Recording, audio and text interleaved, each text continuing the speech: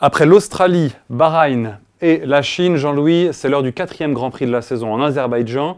On revient avec vous sur les caractéristiques du tracé de Bakou. Alors il y en a plusieurs, vraiment parce que c'est un circuit qui pour une fois est très atypique par rapport au reste de ce qu'on peut voir dans le classicisme de la Formule 1. La meilleure description qui existe de Bakou, c'est que c'est Monaco et Monza confrontés l'un à l'autre.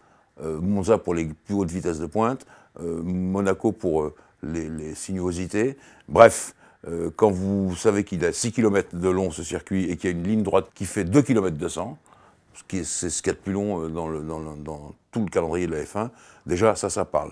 Ensuite, s'il fait beau, il y a des zones d'ombre, des zones de soleil. Ça, c'est très pénible pour les pneus. Il y a beaucoup de mises au point. Alors, qu'est-ce qu'on fait? Il y a 20 virages quasiment à angle droit tous. Alors, est-ce qu'on sacrifie la vitesse de pointe? Non. Est-ce qu'on va sacrifier un peu de tenue de route dans le virage? Pas tout à fait non plus. Donc, c'est un circuit très complexe, très amusant, dans un cadre vraiment, je le répète, très atypique, parce que au bout de ces lignes droites, eh bien, il y a ce qu'on appelle le château fort, c'est-à-dire un monument ancien, autour duquel le circuit serpente, type Monaco. Et donc ça, c'est aussi très amusant. C'est même l'endroit le plus étroit, le passage le plus étroit de tout le calendrier de la Formule 1. De F1, il passe, mais vraiment avec 1 cm d'écart entre les deux, donc c'est impassable.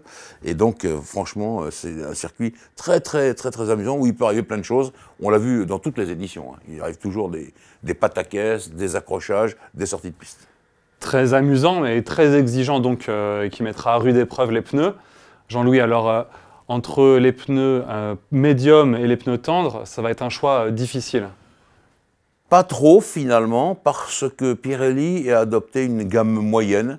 Les durs ne sont pas les plus durs de toute la gamme. Et puis il y a les tendres qui ne sont pas non plus les hyper tendres, ou les pneus en chewing-gum.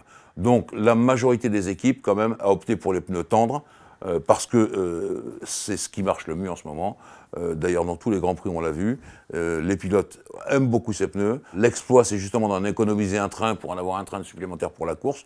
Donc non, sur le plan des pneus, ça va aller. Mais je le répète, c'est compliqué quand même, notamment avec les histoires de température dont je vous ai parlé. Et puis, naturellement, il faut quand même beaucoup de grippe en virage. Il y a 20 virages, il faut quand même y penser.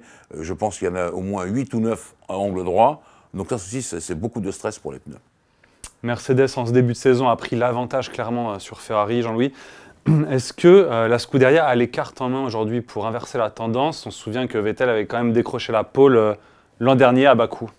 Alors, si Ferrari, qui nous a montré depuis les essais hivernaux qu'ils étaient meilleurs en vitesse de pointe, eh bien, a continué sur ce cap, ça peut être bien pour Ferrari parce que, en raison de cette ligne droite, pas tout à fait droite, mais qui est à fond de 2 km 200, donc là, quand même, il y a le temps de s'exprimer. Il y a une autre ligne droite qui fait 1 km aussi, donc là aussi, il y a le temps de s'exprimer. Donc on va voir. Mais, je le répète, la Mercedes est dans les virages serrés un peu plus performante.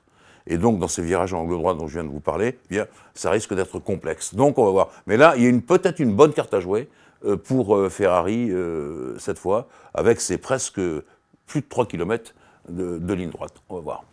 Jean-Louis, on assiste également à une montée en puissance du côté de Red Bull Honda. Le motoriste japonais est de plus en plus fiable, ça marche de mieux en mieux. Alors, il est fiable, le moteur Honda, et ça s'est vérifié au bout de 3 Grands Prix. De toute façon, ça au moins c'est une bonne performance. Est-ce que les lignes droites dont je viens de vous parler vont le mettre à mal? Bien sûr, on ne peut pas le savoir pour l'instant encore. Ce qui est vrai quand même, c'est que Verstappen, qui est quand même le fer de lance de l'équipe Red Bull Honda, c'est qu'il n'aura pas toute la puissance possible de ce moteur pour des questions de fiabilité, on le sait. Déjà, les progrès sont énormes. Il ne faudra pas casser le moteur, il faut continuer dans cette direction-là. On va voir ce que ça va donner. Mais attention, dans le reste du circuit qui n'est pas la ligne droite et la pleine puissance, je pense que Red Bull Honda a une carte à jouer là aussi. Donc ça peut être très intéressant.